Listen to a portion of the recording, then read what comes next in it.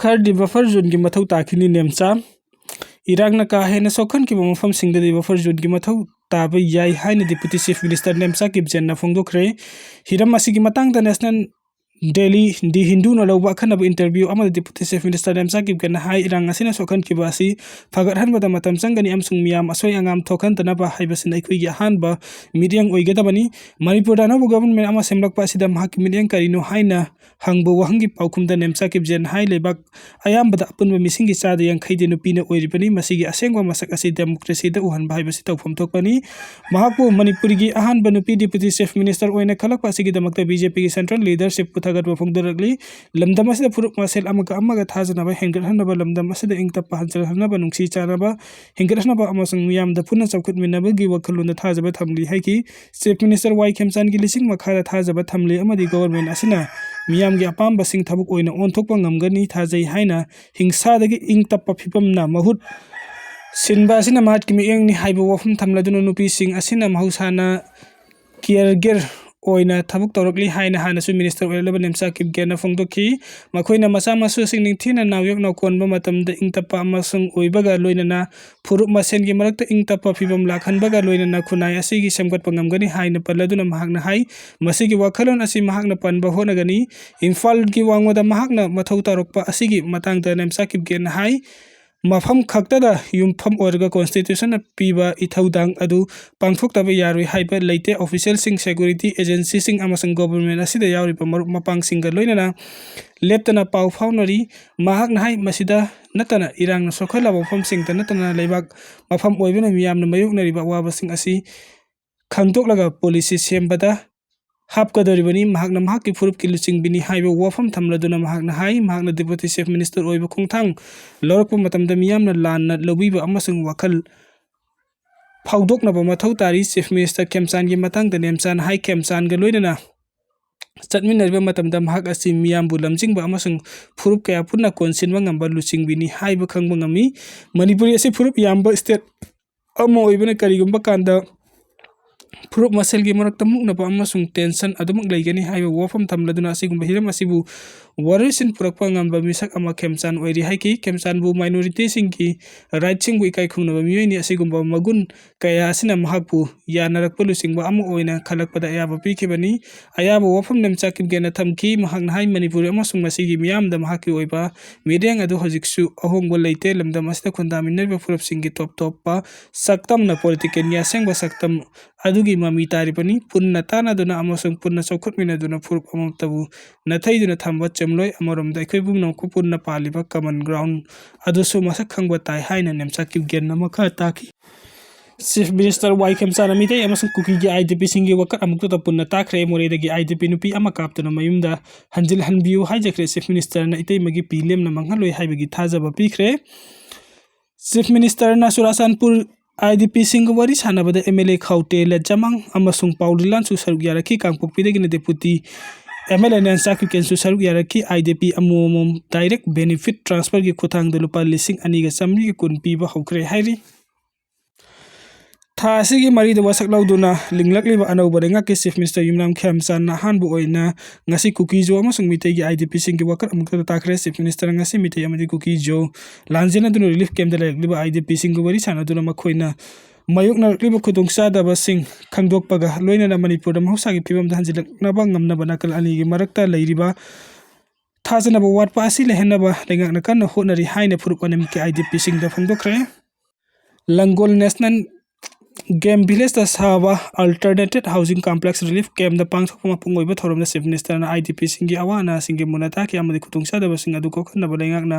आंगमबा थाकता होनगनी हाइबगी थाजबा बिखि मितै आईडीपी सिंगी ओइना मफम अदु पुनसिनदुना मखोइगी वकत कया चीफ मिनिस्टर ना फुंगदोखि लोइना सुरासानपुर अमसुंग कांगपोकपीगी रिलीफ कैम्प द लेरकलिबा कुकी जोगी आईडीपी सिंग सु चीफ मिनिस्टर ना वीडियो कॉन्फ्रेंसिंग की खुथांग दुवरी सानाबदा मखोइगी मैकैदगिसु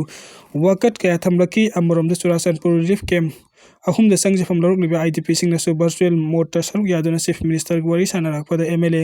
एलएम खाउटे लेजमंग हौकिब अमसुंग पाउलेनान हौकिब सु सरुक यारकी चीफ मिनिस्टर ना कांगपोकपी आईडीपी सिंग virtual oina 33 rom release tawkibani hairi ngasi IDP singa unaduna wari sanabagi thoramda Chief Minister High President rule gi matungda lakpa anuba lengak asina ihan hanna tokfam tokpa thaudangni khanna IDP singi yaifanaba amadi makhoibu masa masa gi mayumda hanjil hanna balengak nakan honari PR leiringai gi matamda su mafam khada di lanjenari ba sing hanjin naba yauri adubu hatu changba yadabagi phibam leiba maramna su adumak yauri maru aina mari amadi churasan purna singba mafam singsu leiri mitei amadi kuki jo ani gi marakta khana khiba adu ing tharakpadi haure adubu nakal ani makta thajanabadi adumak leiri community amana amabu thajana daba koknaba hotnaba da sing amadi tam ani makki CSO amadi IDP singna nungsi chananabagi mari purakpiyo haina so appeal tawjari haike ngasi IDP singa haktengnana amasung virtual moto unaduna wari sanakibagi manung channa moredagi lanjanarakuna relief camp dalaraklibi miyai chalibi nupi IDP amana microphone paiduna thamoi sokna mamitagi mapi taraduna makhoibu moreda leiba masagi yumda hanjil hanbiu Chief Minister gi khong pairaba su paije ki haike loinana relief camp dalarakliba singi ponda yokpa cheklagomna athaba khara saraga asuk kuina lerekpasi yamna ware yumda hanjil hanbiu haina kaptuna Chief Minister haijeki IDP nupi adugi wafam tara matungda Chief Minister itemaki mitagi taraklo pi adu lemna manghaloi amadi hanjinba ya naba lengak nasu kanna honagani haiki nakalani ge morakta wakhal tarakpa phibam ama puraknaba kanna silli haibegi thajaba piki Chief Minister na aihak lai makti nattabani nakakna matam asidi manungda soitana hanjil halagani haibadi ngamdre adubu yarima khai hanjinduna nungaina leinaba nungsinabagi paujel piduna kanna hotnari IDP singi mitagi tarakwa pi lemna manghalaroi haiki ngasi sing amasung tamgi IDP sing na wari batai sanaba manung channa makhoigi anaraingi amadi IDP angang singi masing tambagi matangda mayuknariba awabagi matangda puruk anigi IDP sing na phongdoknarakebani IDP singi wakat singi taraba matungda Chief Minister na relief camp da lerakliba asibu nungai ba natte nakal animakna awaba kaya mayuknari adubu medical facility gi matangda imphanda leiba singna khar makhaidi safari aikoi masel gi marakta nungsi sanaba puraktuna sangthok sangjin yanarabadi Dr. Singsu Surasan pur amadi kangpokpina singba mafamda chatlu haiba yagani haiki handak ambulance ahanba khara lakle hairibasi IDP singi mateng pangnaba honagani haiki Chief Minister na makatana hai tampakta mahi tamlamba Surasan purgi angang lising nipal lomgi manungda angang lising taruk lomdi irang asina maram aduna mahi tambada awaba mayoknari hairiba asi makhoigi damakta thorang amma sinbiba sangi health amadi education ga mari lenana IDP sing na thengnariba khutungsadaba kanna ko khannaba kari tawba yabage haibadu cabinet mifamda puthoktuna khanna ke haiki Chief Minister numit khani gi mawangda lauthokkibagi matung ina kuki jogi music na Imphal-da analeng kidamukta lakpada lengak matik chaba security pigani amadi Imphal lakpada kanagumba amataba nungaitaba fawaloi haikiba adu nahaunana ningsingladuna thabuk asi chapsana pangthokari haibagi thajaba amung hanna piki ngasigi thoramsingna Chief Minister na IDP sing mayoknargliba awaba khudongchadaba kaya khangjin bibaga loinana ngasigi thoram asimak miyam penbi pham thogi haiki Karachi da gas pokhaibadagi miyoi taraga taruk sikre Pakistan khwaidagi chawba port city ama oiriba Karachi da apartment amagi manungda gas pokhairakpadagi miyoi taraga taruk nankre haina police amasung rescue official na phongdorakli gas pokhaibetana building ningkhairakpadagi sikiba amasung asok apan nangkiba singge marakta nupi amasung angangsing chuyauki Islam laining setpa singge senglaba sakhen tharamjan gi ahanba numita mafam da lairiba miyamna